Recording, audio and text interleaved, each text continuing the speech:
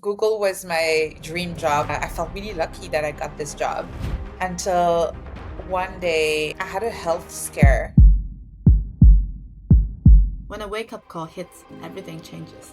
Today, in this episode, I'm joined by Anne-Laure Le Cunff, the ex-Googler turned neuroscientist and the founder of Ness Labs. We used to talk about burnout only from the perspective of having a horrible, highly demanding job, terrible manager that would force you to work long hours. But burnout can strike the people who cares the most. A lot of people are actually burned out because they care about their job and they're really trying to sit with the uncertainty, be comfortable in those phases of transitions. So she turned discomfort into tiny experiments. Each experiment is sealed with a simple pact. What I call a pact is really a commitment to experimentation, a commitment to curiosity. You can almost see it as a mini protocol. And sometimes it all leads to a perfect Kairos moment. And exactly at that moment, the clouds parted and the sun just hit my cup of cacao exactly in that moment as I was sipping it. Anne-Laure now helps hundreds of thousands of other people to rethink productivity, burnout, curiosity, and the design of life. If you're also wondering what's next for you and not sure where to start, this episode is for you. Hi, Anna. Hey. Thank you so much for joining us. So this podcast called Escape 9 to 5 is a very selfish podcast for myself because I'm on the way to figure out all the tiny experiments on my Escape 9 to 5 journey. And when I come across your book, Tiny Experiments, maybe 5 page in, so that I wrote you a message on Instagram. So I'd have to invite her on my podcast. Here we are. Thank you so much for having me. I'm excited. So usually when I start my podcast, I do this 2 truths and a lie. I ask my guests to share 2 interesting experience or random facts about themselves, big or small, serious or funny, and then 1 totally made up so I can guess which one is Nice. Let me have a think. 2 truths and 1 lie. Okay. It's probably going to be a very boring version of this. Apologies in advance to anyone listening to this. I used to work at Google. I published a book when I was 14 and I have a pilot license. Those are not boring at all. It's just because I've read a book, so I know that the first one is true, and we'll dive into that later. I think you didn't publish a book when you were 14. No, that's true. That's true. So the one with the pilot. I don't have a pilot license, and I published a book when I was 14, self-published a book when I was 14 with a bunch of friends. What was that about, the book? It was short stories, so everybody contributed a short story. We designed it together, and even the book cover is an illustration that shows each of us, that represents each of us. It was a really fun project. I know you're French. What's the name of the book? Maybe we can look it up. It was called, actually, it had an English name, but it was written in French. It was called The Witty Book, and it had to be witty stories. It's so cute. Can I say it? Mignon? Yes, that's correct. Mignon. Okay.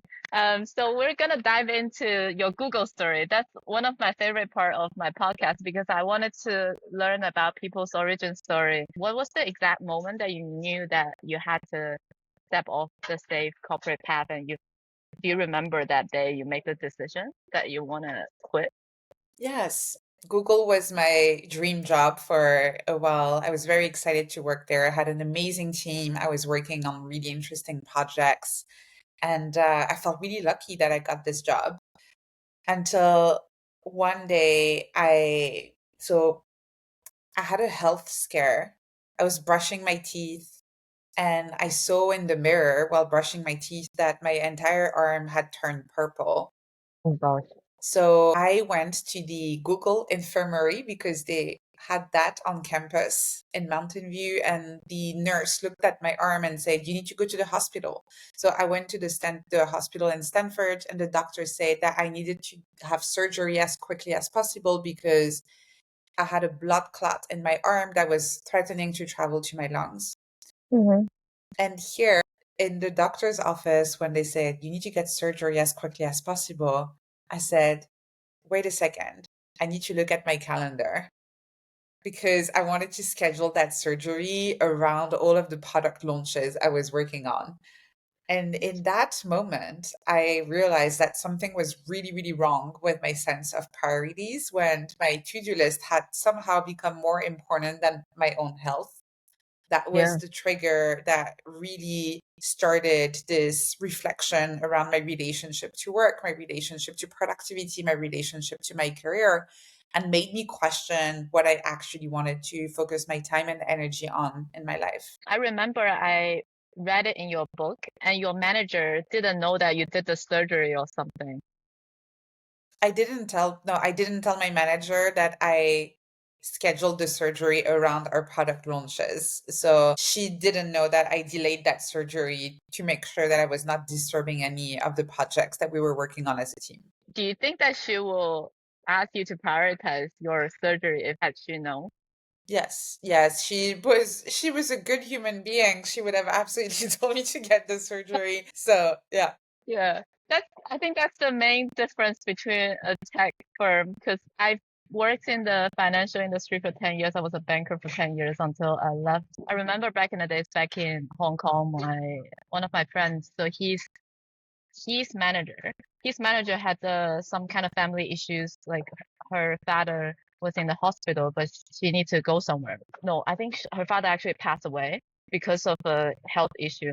But her manager, like my friend's boss's boss, the first email he replies like, "Who's going to take care of the project?" I think it's insane to think of the baseline of these corporate is so different, which is why sometimes I interview people who work in like consulting firms, who used to work in consulting firms or banking. Makes a lot of sense when they think of that moment they want to change. It's almost always about something external. They couldn't take it anymore. But it feels like for you, it's something that the health scare triggers something inside of you.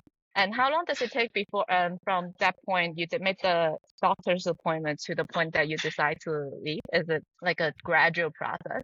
Yeah, it was a gradual process. And I think you touched upon a very important part of what I experienced. And I think a lot of people experience nowadays is that we used to talk about burnout only from the perspective of having a horrible, highly demanding job with a Yeah. terrible manager that would force you to work long hours. But a lot of people are actually burned out because they care about their job and they actually want to make sure they keep on showing up, sometimes to the detriment of taking care of their own physical and mental health. And so I think we do need to have this wider, more inclusive definition of burnout that also includes the kind of burnout that when we almost do it to ourselves. There's nobody Yeah. actually doing it to us. And that was my case. So it was a gradual process from this trigger, this health scare, to then starting paying attention to all of these different signals and starting having conversations with people. And when people were asking me things like, how are you doing? How's life? How are you feeling? And just noticing how something felt disconnected. So it took a few months in between that first health scare and me finally deciding that I needed to do something different and to leave my job at Google. Yeah. Well, thanks for sharing that. Sometimes when you're obviously on a, straight A path, graduated from top university and then got a dream job at Google, when you decided to leave, what kind of actions did you get from your friends and family? Quite a few of them were a bit confused. My mom was really worried. She really thought that I was headed for the homeless shelter, not that I didn't have this job. So it took a lot of for reassurance to her to make her feel like I was going to be okay.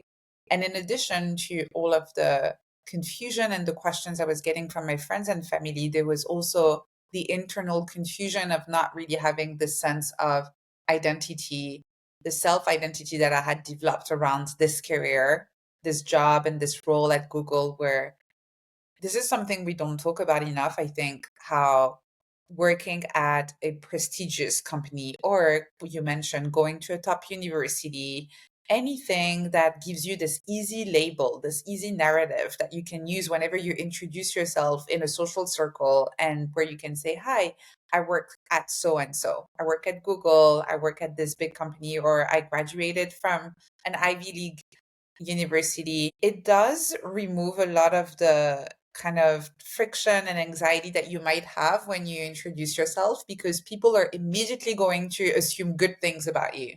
They're going to assume that you're probably smart and hardworking and all of those things that we associate with being successful in our society. When you quit your job or when you don't have those labels anymore, all of a sudden you have to introduce yourself just as yourself with nothing else, no crutch that you can use. And that is actually a very uncomfortable transition to make. Agree. Yes, I have experienced this. Obviously, I'm still on early on in my journey. I've experienced it in the past a year and a half also, just to try to figure out what is my identity, what should I label myself to other people when I talk to people, introduce myself. But for you, after you leave Google, you start another identity that most of people would associate with prestigious, which is entrepreneurship. You start your own company. And then that's the Ness Labs. How did the entrepreneurship specifically at the beginning when you decided to go on that path? Yeah, at first I started my entrepreneurship journey for all of the worst reasons possible. Mhm. So, you know how I just mentioned how uncomfortable it was, this transition of all of a sudden not having this neat label that you can use. I was actually so uncomfortable with that situation that I just jumped into the next socially sanctified activity that you can have after leaving a tech company, which is starting a startup. So I started a startup, I found a co-founder, and we did work on something I cared a lot about, which was an app to help people manage their own diabetes. But the reason why I was working on this startup at a fundamental level, once you peeled off all of the layers, was really because I needed this sense of direction. I needed to know I was working on something that had purpose and that was easy to share with other people whenever I was asked, "What are you working on?" So, fortunately for me, which is easy to say now, but fortunately for me, that startup did not work out. And so I found myself in a place where I was completely lost. For the first time in my adult life, in my career, I didn't have a clear next step. I didn't know what I wanted to work on. I didn't know what I was supposed to do. There was no blueprint, no recipe, nothing I could just follow. And so I had to ask myself, what is it you're actually curious about? What is it you want to explore? What do you want to do? If you remove from the equation the traditional definition of success, if you remove from the equation this fear of being judged or fear of being misjudged, what is it you would be excited to explore? And for me, that had always been the brain. I had always been curious about the way we think, the way we feel, the way we communicate, the way we perceive the world and navigate the world. And so I went back to university to retrain as a neuroscientist. And that was the beginning of my journey with Ness Labs, where while I completed those studies, I decided to start writing a newsletter. And that then turned into a business. That turned into Ness Labs, but in a much more organic and emergent way, not in a I need the label kind of way, more in a Yeah, I'm going to experiment with this. I'm going to follow my curiosity and we're going to see what happens. yeah, I think that's why your book has resonated with many, many people. There's a lot of people who are writing maybe similar concept in their own way, but I found that your book all of a sudden just explodes across all social media. Everyone I follow is recommending your book. And then I picked up the book. You said about crafting your story. You said that when thinking about your life, pretend you want to craft a captivating story, the kind that breaks free from well-trodden narratives. And you also, I think you mentioned in some other podcast, the failure of the startup is kind of like a grief followed by freedom. And that's when you start Nest Lab. So now we can transition to talk about the book, Tiny Experiments. I really love the book. And you have some very good practical steps. For example, the PACT framework that helps to test life changes and do the tiny experiment. Maybe you can walk us through how can we designing a simple path for Yeah, people who want to try something absolutely. different. So, what I call a pact is really a commitment to experimentation, a commitment to curiosity. You can almost see it as a mini protocol for personal experimentation. And it works in exactly the same way a scientist would design an experiment. So, when a scientist designs an experiment, they need to know two things. The first one is what they're going to test, and the second one is the trial period. A pact follows the same format. You need to decide on an action you're curious to explore, and the duration, action and duration. So you say, I will action for duration. I will write a weekly newsletter for 6 weeks. I will reach out to an expert on LinkedIn every Monday for 3 months. I will meditate every morning for 10 days. I will action for duration. And it works for anything you're curious about, anything where you feel like there might be a bit of doubt or maybe the potential for growth. You can turn into a tiny experiment by creating this kind of pact with the action and the duration. Yeah, I think that's a very helpful framework. I kind of stumbled across upon this similar framework when I lost my job a year and a half ago. I said to myself, I'm going to start a 60-day challenge. I didn't know what it is. And then on my birthday, I just decided to give myself a birthday gift. I'm going to start a podcast, which is called Bite Size Climate Tech, for 60 days nonstop. It's very tiny because each episode is only 5 minutes. So I did that for 60 days. Then I'm now doing season 4. I keep running these like tiny experiments in the past year. I found that once you set that goal, like doing something in a period of time, it kind of becomes fun. It's like a gamified. I'm just gonna put it on top of my to-do list. For a lot of people though, they might not have either the trigger in life or have the time to think of something like this. How would you say to your friend who's maybe like stuck in a 9 to 5 job?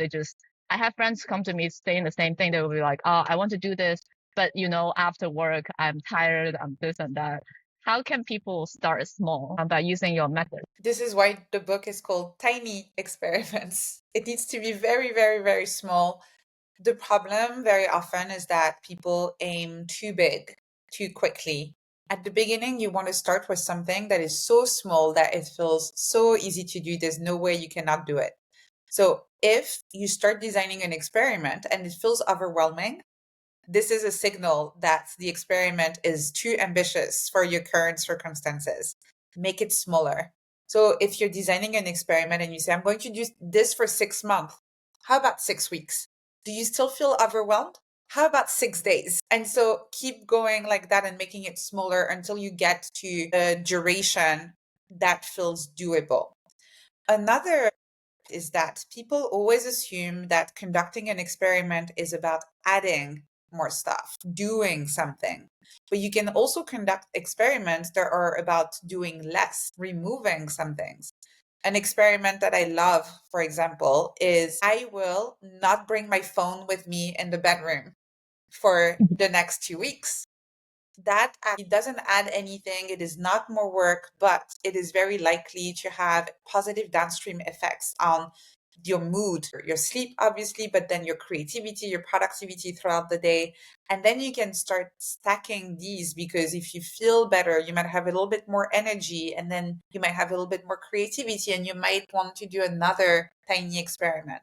So I would start very, very, very small with something that feels very doable. And if whatever experiment you're designing doesn't feel doable, don't respond to this by saying, oh, something's wrong with me, or I'm too busy, or I'm too tired. Respond to this by saying, interesting. That means the experiment is still too big.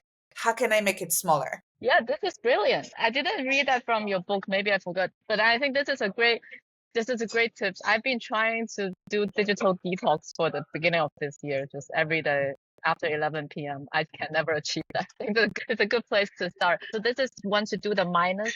The other, like for people who doesn't know how to start, like what interest area, what would you share with people usually where they can look into to start the tiny experiment?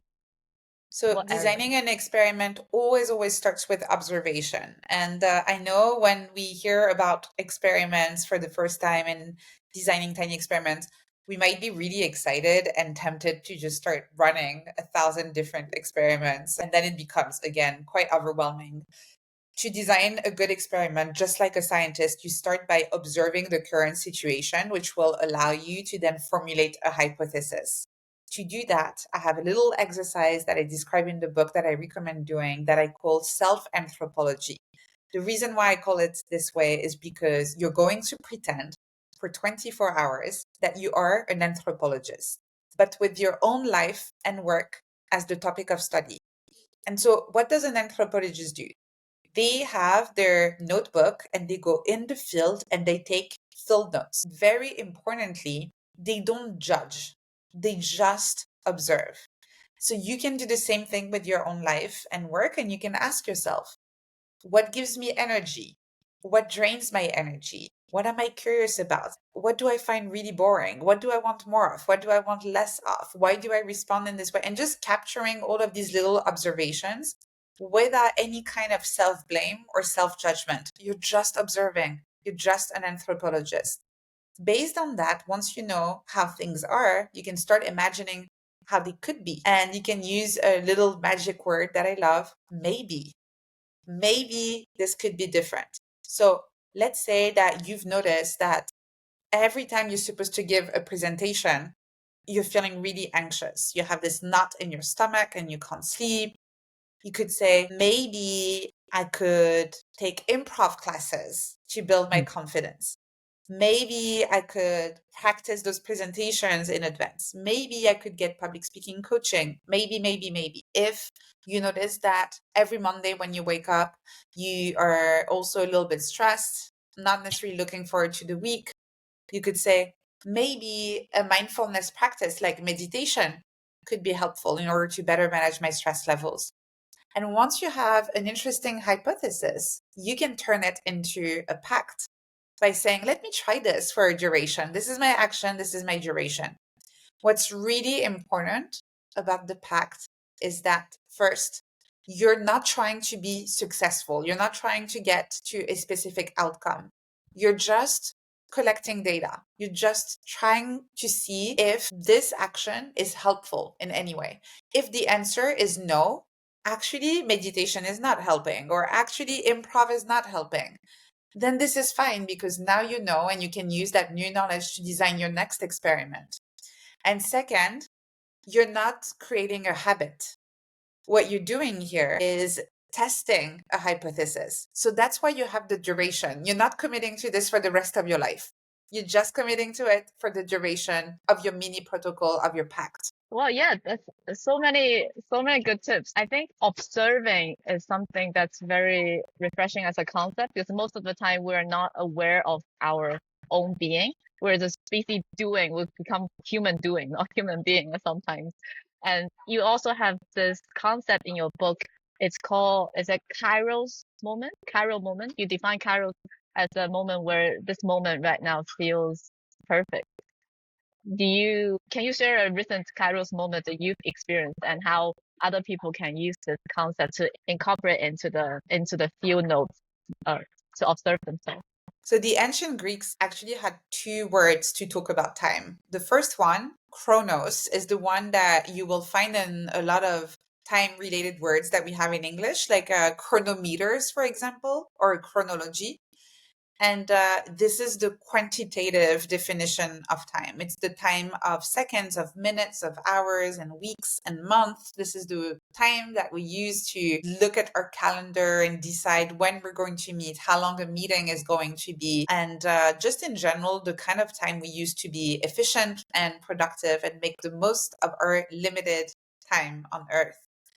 Kairos is a qualitative definition of time rather than quantitative. It is the time of beautiful sunsets on the beach. It's the time of deep conversations with friends. This is the time of losing yourself in creative flow when you're writing an essay or when you're drawing. It's really when you lose track of Chronos time because you find yourself in Kairos time. And it's also the idea that they are opportune moments that are kind of special in a way that those times should be spent doing certain things rather than others. And our society today is really designed around the idea of chronos time. We spend most of our time in chronos. And so the encouragement that I have in the book is to try and have a little bit more kairos time in your life.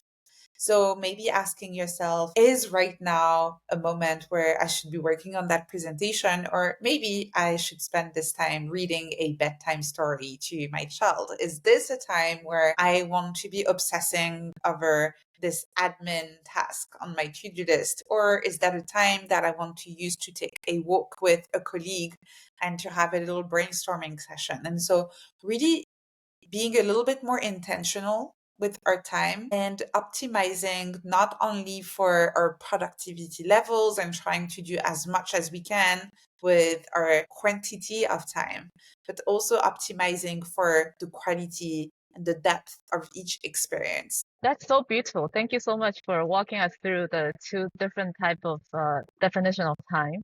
I think it's similar to people getting into a flow. And to this point, we have to explore this concept that you also mentioned in your book is mindful productivity because you're very busy, right? You're running your own business, you have your book launch, and congrats on recently I saw your post joining the Remarkable Science Advisory Board. How are you going to balance all of these commitments together with enjoying the Kairos of time every day? How do you do all that? If you can share with us. I think that actually goes hand in hand. I pay a lot of attention to other resources beyond purely Chronos time. So again, we live in a Chronos society. So I do have a calendar, I do have meetings. This is how we're having this conversation right now, because we decided to meet at a certain time and to log in and have this conversation. That being said, I also pay attention to other resources, my energy, my executive function, attention, working memory, my emotions as well. And as much as possible, I try to adjust what I'm working on based on these other resources. So, for example, I know that the morning is really good for me in terms of creative energy. So, I will usually try to protect that time for writing, for research, for brainstorming. I know that in the afternoon, I'm usually a little bit more tired. And so I will schedule meetings, podcasts, conversations where it doesn't require as much brain power. And I will do my emails and all of these kind of things. And in the evening, I like to have a little bit of time for moving. And so I know some people, for example, go to the gym first thing in the morning. That would be completely impossible for me.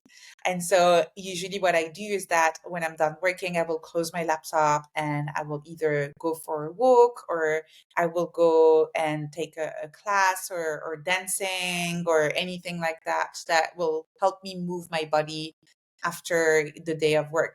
So all of this is really based on how I feel in the moment. I try to give myself that flexibility. And that means that my days are a little bit more flexible. It might look a little bit messy from the outside, but that means that the work gets done without me burning out in the process. Yeah, that's such a good a day in life. Thanks for sharing with us. There's a lot of people they even ask me how do I do my day. Also, everyone is different. I follow my energy level. I do the same thing as what you do. I schedule all my meetings in the afternoon, and then I think everyone just have their own way of doing things. If you can share, because you must have run a lot of different tiny experiment in your life. If you can share one recent tiny experiment that you have finished or on the way with us. I think a funny one was while writing the book. And because it does show you that sometimes you can have a hypothesis and you're completely wrong. So while writing the book, I thought that being as consistent as possible would be the most helpful approach in order to write the book. And so I designed a tiny experiment where I said, I will write for 1 hour every morning on weekdays, and I will do that for the rest of the year. I started the experiment and it really didn't work. So there were many mornings where I would sit down to try and do the 1 hour of writing for the book, and I was not inspired. I was staring at a blank page. I felt completely stuck, didn't manage to write anything. And then I felt like crap the rest of the day because I felt like, how am I even going to finish writing this book? I'm not making any progress. My publishers are going to regret working with me. Everybody's going to be disappointed, catastrophizing the entire situation because I couldn't write that morning. So I ended up changing the format of that pact and I said, I will write for 5 hours every week until the end of the year. It's interesting because if you look at it on the surface, you would say it's the same, right? You said 1 hour every weekday, and now you say 5 hours a week is the same. But what it changed for me is that it removed some of the guilt on the days where I really couldn't write. And so there were some weeks where I actually still ended up writing 1 hour every weekday, and that was great. But the weeks where I felt a little bit stuck, sometimes I would just spend 5 hours on Sunday writing nonstop when finally I felt like I found the idea, I found the angle, the perspective that I wanted to use for a specific chapter. And because of that, that meant that there wasn't a week where I didn't touch the manuscript. Every week I wrote something, but it didn't mean I touched it every single day.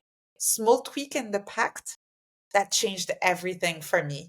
And so I think this is a very important part of having an experimental mindset and running your tiny experiments is paying attention to the signals that you're getting from your brain and your body.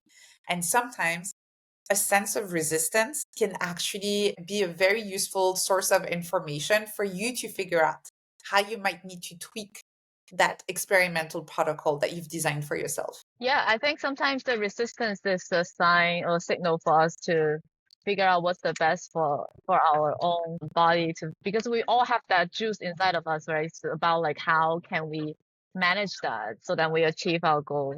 It's easier said than done though. Now that your book is a success, what's next for you? The exciting project coming up 2, 3 years down the line. Do you have anything that's coming next? Well, I'm not 100% sure, and I think it's a good thing. I try to really keep it open and keeping on experimenting. At the moment, I'm very excited about spending a bit more time on my academic research at King's College London, where I study ADHD. I want to start a Substack newsletter that is all about my ADHD research, which would be separate from the work I do at Ness Labs. That might become a book in the future. I don't know. We'll see. So I'm currently in a bit of a liminal space after the book launch, and I don't want to rush into my next project. I am really trying to practice what I write about in the book and really trying to sit with the uncertainty, be comfortable in those phases of transitions and not clinging to the first projects that I have in front of me just to feel like I know where I'm going. Yeah, allowing the liminal space.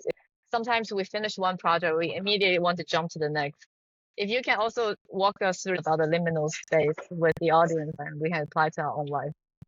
A liminal space. So the word liminal comes from the Latin limen, which means the threshold, the transition, the doorstep of something, the doorstep of change, the in between.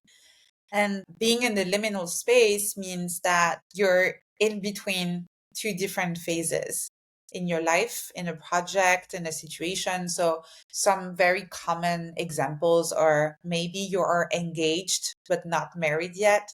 Maybe you graduated university, but you haven't started your first job yet. Maybe if you're writing a book, you have submitted your book proposal, but you haven't started writing the actual book yet, or you have submitted the manuscript, but the book is not out yet. And so all of these are in between moments that are very uncomfortable and where there might be a temptation to just get out of the liminal space as quickly as possible. But if we learn to sit with the uncertainty and the discomfort of being in the liminal space, these can actually be amazing sources of growth and self discovery, where you can figure out what you actually want to do next, what you care about, what is meaningful to you. And so it is a really good practice whenever you notice that you find yourself in one of those liminal spaces in life to say, okay, I know everything in me, my entire brain is screaming for me to get out of here, but let me stay in here for a little bit longer. Let me learn, let me observe, let me see where my curiosity wants to bring me next. Yeah, allowing the space and permission for ourselves to discover more in the in-between phases. I wanted to ask you to share one Kairos moment of your life recently, because I think that would be really beautiful. I go to something called ecstatic dance, which is a form of free flow dancing. And sometimes they serve cacao at the beginning that you can drink.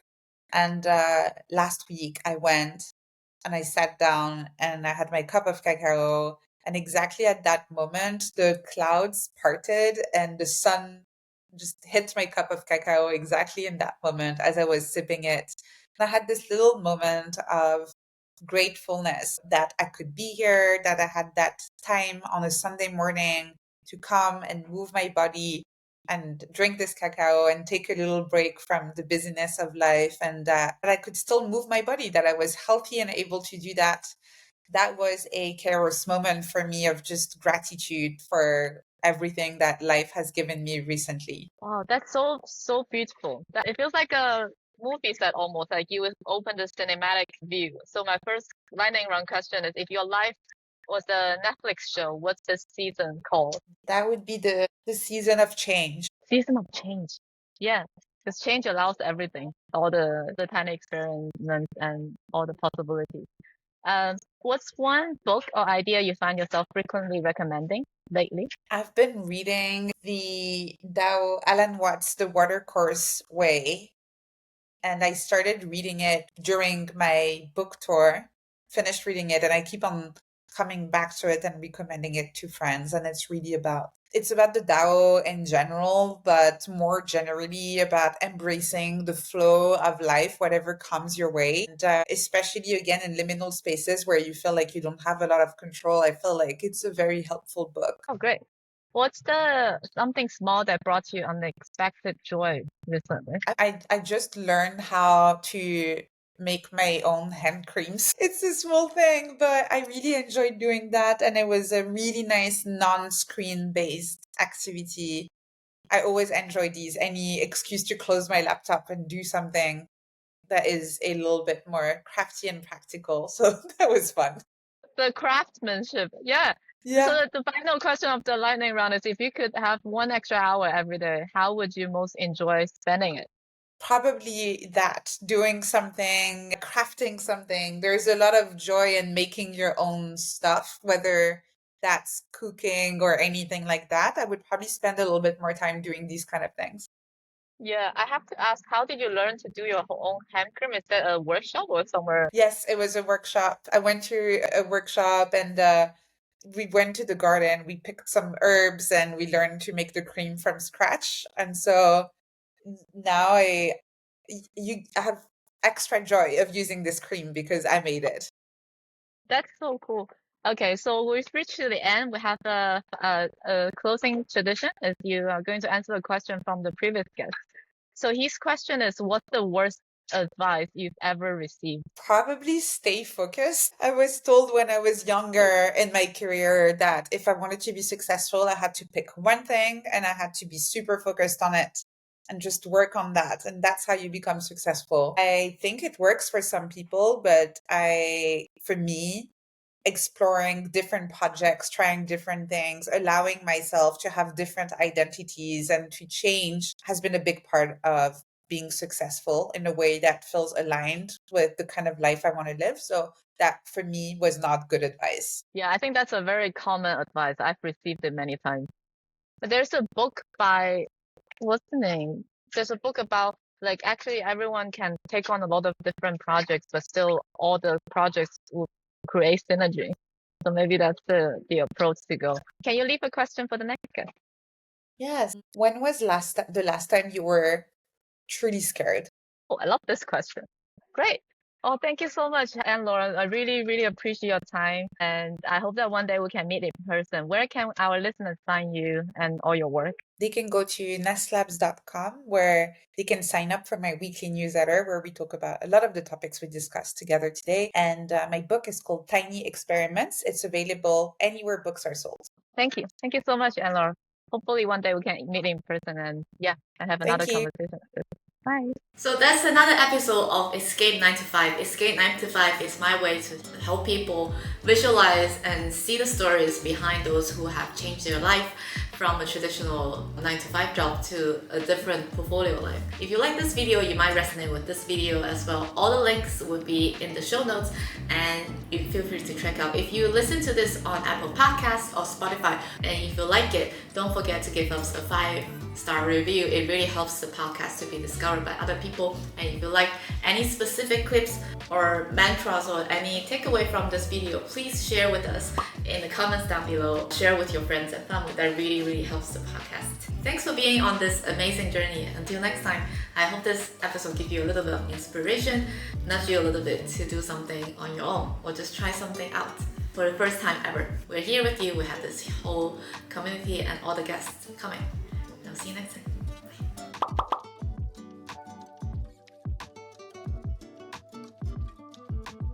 Oh, you have a jacket now. It's cold sitting outside. Don't worry, I can cut anything that's not relevant. Don't worry about it. The sky also changed color. It's really funny. It's like a different season. Recording in open space, that's why. But yeah.